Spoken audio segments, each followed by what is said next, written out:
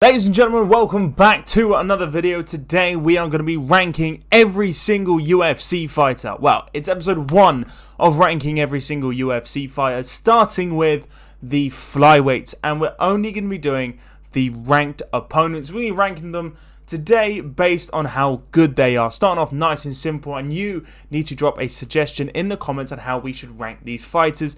Next up being the bantamweight division. It can be anything. Rank them on who's going to be best to go out with a beer for. Rank them on who's going to be best on a night out. And whatever else. Whatever you can think of, drop it in the comments and let me know. And while you're there, please do Please do subscribe. We're on our way to 500 subscribers. If you didn't know, UFC Paris is in just a few days. And I will be in attendance and I cannot wait. And I'll be dropping the most mega UFC Paris vlog. So make sure you're there for it come hopefully Sunday evening. Might be too hungover, so definitely Monday, hopefully Sunday. Let's get straight into ranking off all these flyweights. Right, we start off looking at the grid. We have bad, straight up bad, do better, mid, quite good, proper good. Don't need to explain any more. Let's just dive straight into it. These are not in any order of the top 15. But we're just going to jump straight into it as it is. We'll start from the bottom. Kai Kara-France. Now, I actually quite like Kai Kara-France, if I'm being perfectly honest. The problem I have with Kai Kara-France is he seems to fall in the big moments. When the lights are on him in the championship fights, you know, in the title eliminator fights, he always seems to fall in the big moments. And that's the problem I have with him. However, I do like him. I do think he's a good fighter. See, this is actually kind of hard. What I'm gonna do. Shit. Oh my god, what have I done?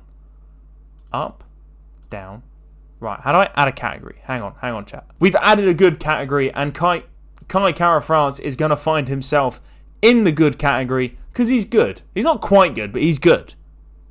We're gonna be saying good a lot in this video. Starting off next with Manel Kape.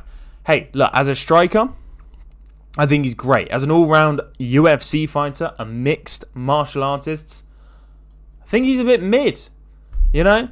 He doesn't pull up, again, in the big moments. He didn't pull up in the what's his name? Mohamed Mokaev fight where they were trying to fight each other before the fight even started. And the fight starts and you two just paddy around each other. It was pathetic. I've seen fights on X look better than that. For that reason, he's going in the mid category. I do like him, though. I think he's got good striking, but nah. Next up, Charles Johnson, as an advert jumps straight in the way. Let's close that down. There's so many adverts on this thing. Charles Johnson is like one of them fighters. He's like so hard to place. Because if I told you his resume, you'd be like, yeah, he's quite good. He's quite good. He's beat Joshua Van. He's beat Lonnie Kavanagh. But I just do think he's a bit mid. He's like Michael Johnson. He's not great, but he just seems to... Like, Michael Johnson's, like, beat Dustin Poirier, you know? That's how I feel about Charles Johnson. I cannot put him any higher than mid. Because he's just not... He was in the Lonnie Kavanagh fight, he was getting pieced up. Getting pieced up on the feet. He was getting pieced up on the ground. Lonnie Kavanagh looked great. He just got unlucky, Lonnie Kavanagh. And his haircut's stupid. And for that reason, I'm moving on to Steve Erceg. Now, Steve Erceg. Right, okay. At the start, I really liked Steve Erceg. I did. He was ranked 10. He was knocking everyone out. Looked incredible doing it. And then the UFC were like, fuck yourself. You're getting straight in for a title shot. Think about. He's ranked 10, mate. Why don't we just chill the fuck out a little bit?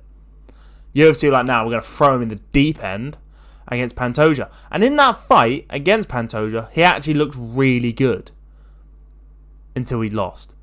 And then he went on to lose again. And then he recently won his most recent fight against Uday Osborne, who is a sniper. He's got good knockout power. And he won the fight, but he did get dropped in the first round. Done well to bounce back.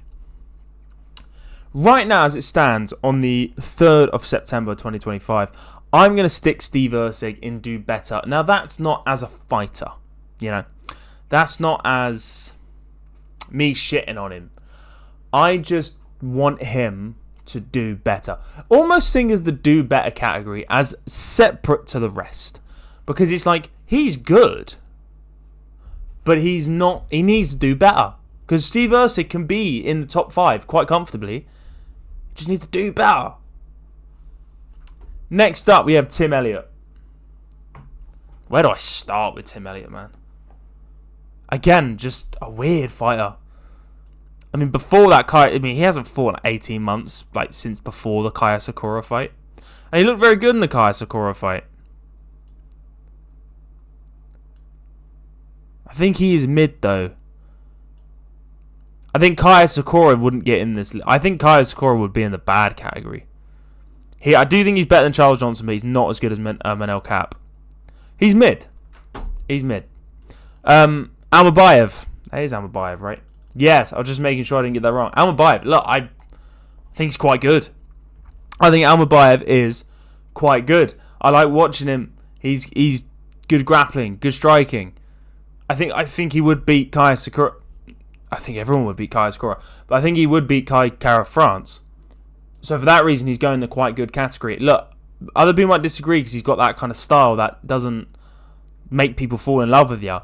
But you know, I think he's quite good. I think he's definitely going to make a run for the title. I definitely think he will get a title shot in the next year or two, and I definitely think he could one day have the belt wrapped around him.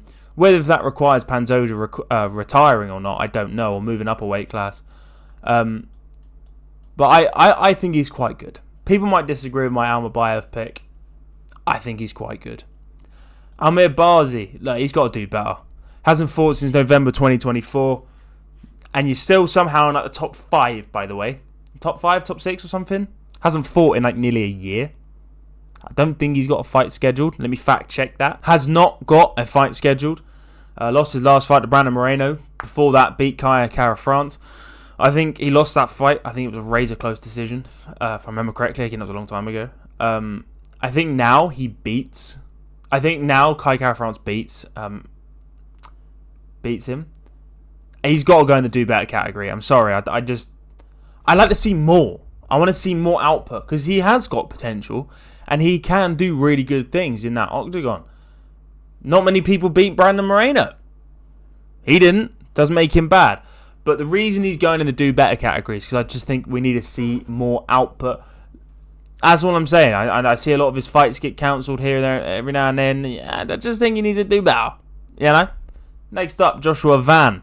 Proper good. Oh, I love watching Joshua Van. I love watching a bit of Van.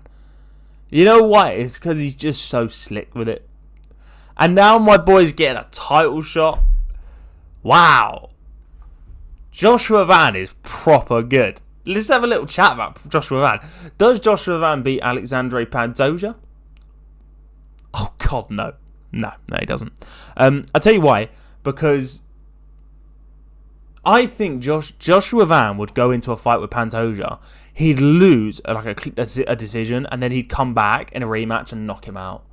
That's why I don't think he beats Pantoja now. But I think they would fight. I think he dials in for the next fight even more, and then he comes back and then he knocks him out.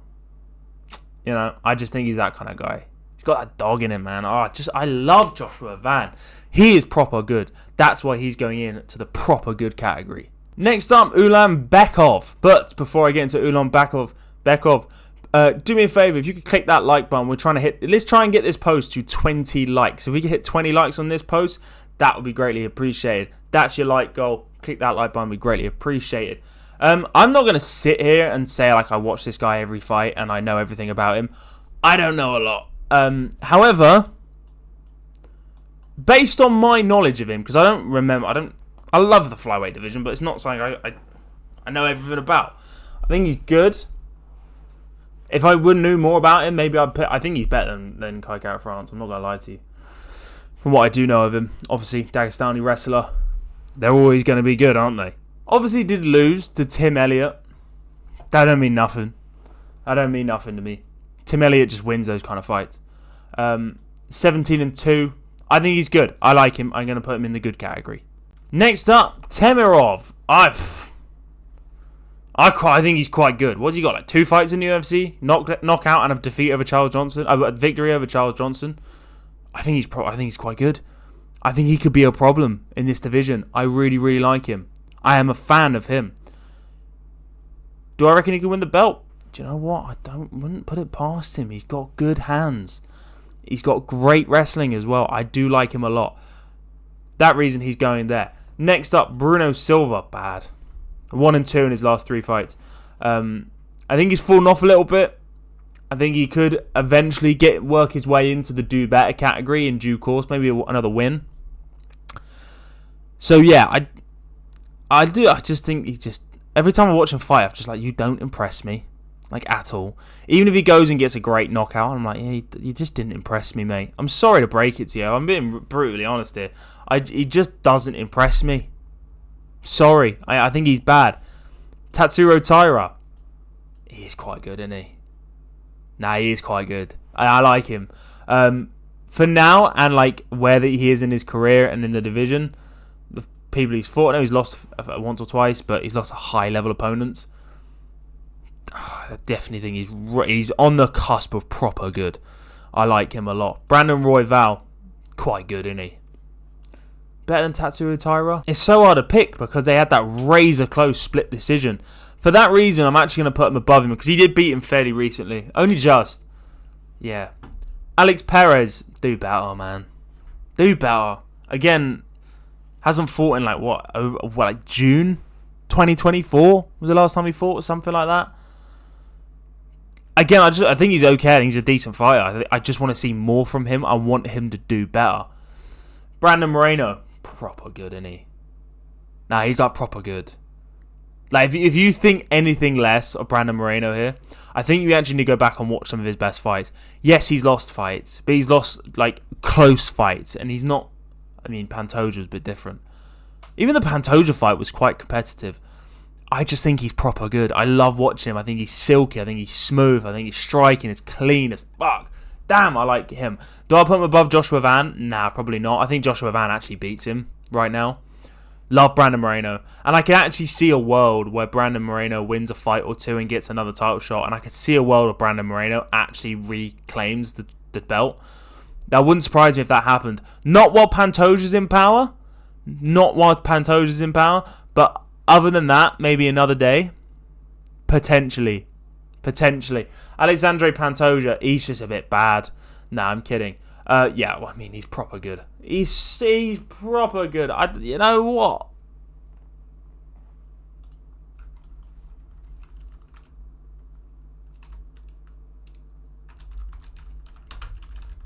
Hey, what?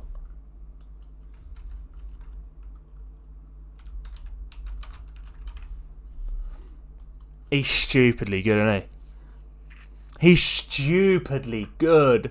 Like, we're putting this guy in the GOAT debate with fucking Demetrius Johnson. I mean, you got to take him out of that debate for a minute. Let's rein it in. Let's just enjoy it for what it is. Just because someone wins the belt doesn't mean we have to be comparing them to the best in that division, you know? As soon as someone wins the belt, they're like, oh yeah, he's the best. He's better than Habib. Hang on a minute, he's just won the fucking belt. I like Pantoja though. He's really good. I like to see Pantoja get like that real... Could you imagine Pantoja like some good knockout power? I know not many flyweights have it, but if Pantoja develops some like decent knockout power, he could be even better than he already is. But nah, he's stupidly good. He's so good we made another category for him. That's how good he is. Anyway, ladies and gentlemen, this has been it. This is the list. I think it's actually quite accurate. I know some people are going to disagree with my opinion, but remember, it's my opinion.